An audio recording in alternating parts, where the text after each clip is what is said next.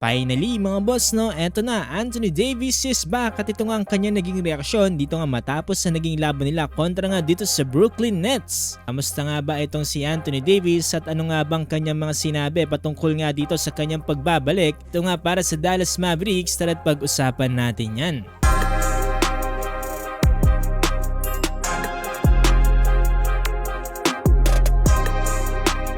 So eto nga mga boss no, kakatapos na ng laban dito nga ng Mavericks kontra nga dito sa Nets. At dito nga nanalo ang Mavericks sa final score na 120-101. Ito nga yung nanguna para dito sa Dallas Mavericks atong si Naji Marshall with 22 points na sinusundan dito na meron tig 16 points nila PJ Washington at itong na Spencer Dinwiddie. 12 points, 6 rebounds at 3 assists para kay Anthony Davis at 8 points naman para dito nga kay Klay Thompson. Para sa Nets naman hindi naglaro dito si D'Lo at meron nga 19 points para nga dito kay Nick Claxton.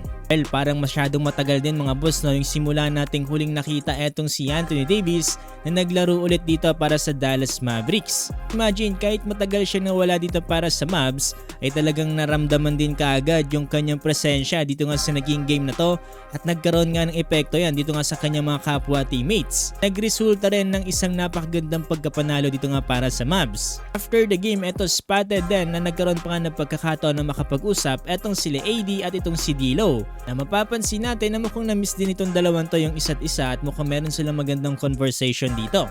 After the game mga boss na nagkaroon nga rin ng pagkakataon na ma-interview etong si Anthony Davis. Ayon kay AD ay masayang masaya daw siya dahil finally ay nakabalik na rin siya dito para sa paglalaro ng basketball. Kung saan isang bagay na pinakaminamahal niya nga daw gawin. Dagpa ni AD dito nga daw sa game na to ay nagkaroon nga daw ng magandang performance etong si Naji Marshall. Masaya rin daw itong si AD dahil finally ay nakakuha ulit ng pagkapanalo dito ang Mavericks. Tapos pabiro niya nga rin sinabi dito na nanalo nga daw sila nang hindi siya nagkakaroon ng injury at yun nga daw ang isa sa pinakamagandang bagay na nangyari. Long time coming. Great, it's good to be back on the floor obviously. Most importantly we got to win. Guys play well, but for me personally, coming here and being on the floor and doing what I'm supposed to do and what I love to do is play basketball. So made it out the game state, injury free. So this is what we wanted. What we wanted, So it was great to be back on the floor with the guys, man, and most importantly, just get a win.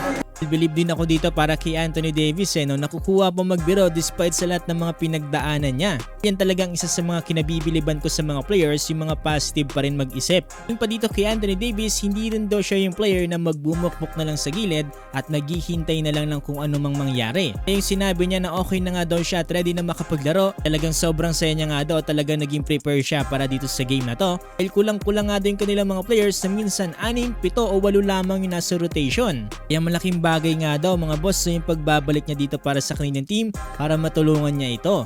Dagpa ni AD na kinakailangan daw talaga nila pagbutihan ng mga laban na natitira dahil meron na lamang silang last 12 games. Sobrang dikit nga din daw sila dito sa laylayan ng Phoenix Suns kaya napaka-importante talaga ng mga bawat laban. Mga boss welcome back para kay AD at hopefully magpatuloy na yung kanyang recovery para nga dito sa Dallas Mavericks.